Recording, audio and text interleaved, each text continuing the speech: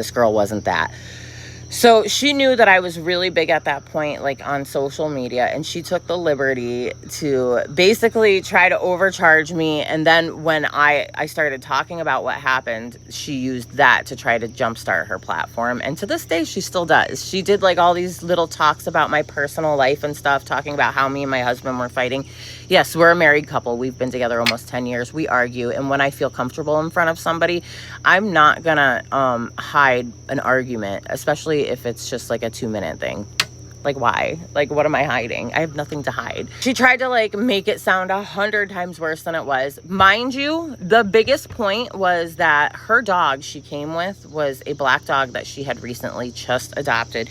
And she tried to say that it was a service animal. It was not. It has no service animal accreditations. It's never been to any kind of special school. The dog is not a fucking service dog. I told her before, because Oliver is a very frail, well, he was a very frail dog. He had some health issues. I was like, listen, like, very wild dog, you know, you got to keep an eye on it. I didn't mind that she brought him. But at the end of doing my hair, she went downstairs, and I had checked the cameras. I saw Oliver going downstairs before she had gone down there. And then that's when she let her dog out. And all of a sudden, I never saw my dog again after that. And I know that the two dogs were playing with each other because they were all running back and forth. And that's like the last time I ever saw. Did I say things that I regret? Absolutely. My dog had just died. My dog had just died. And I had a horrible interaction with some dude that was like talking shit while I was at the vet holding my dog with a broken spine. Like, oh, cute dog. You know it's going to die.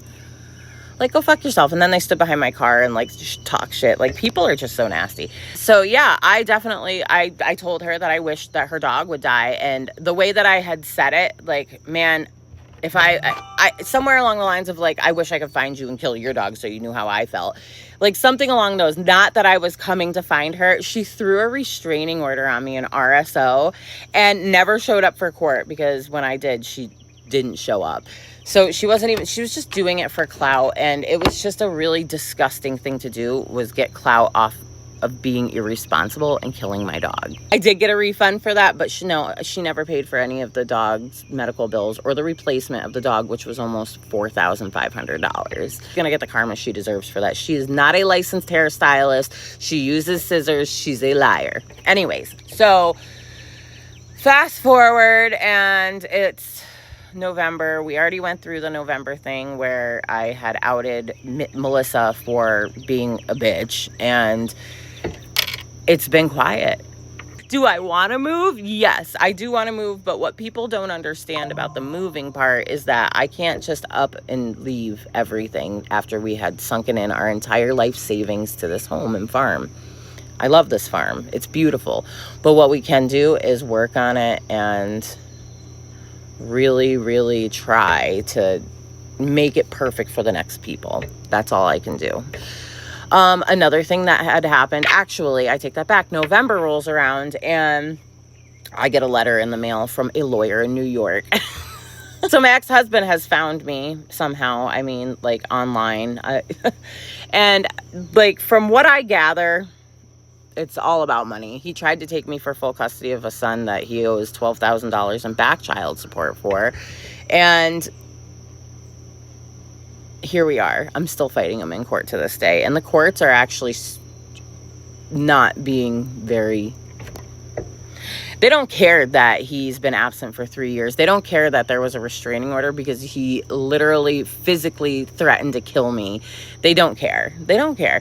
I've given them books of evidence of his abusive behaviors because we were married for many years, and they don't care.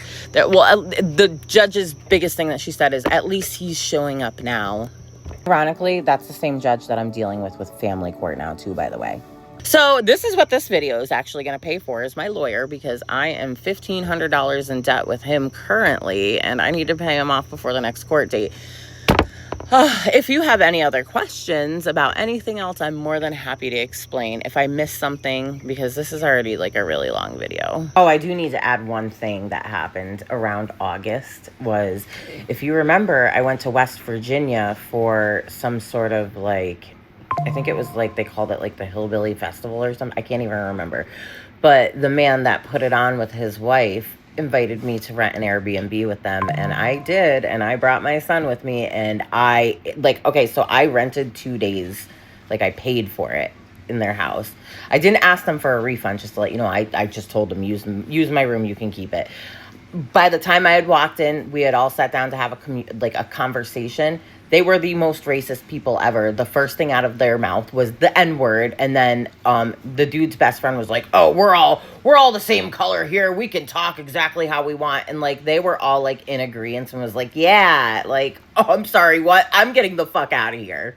So that was another. I have a whole story about that if you want to hear that one. He has over 1 million followers, so like he basically kind of like in his own way kind of threatened me not to say anything. Come to find out, like I heard that he wasn't even actually a firefighter. And the thing that they put on, like everybody who was there, the vendors were amazing. Everybody that I met was amazing, except for that group of people. The people who put it on, they didn't have their shit together. They didn't have anything set up. They were like running around like chickens with their heads cut off. It was the most biggest clusterfuck I have ever seen in my entire life, and rightfully so, because they're crazy people.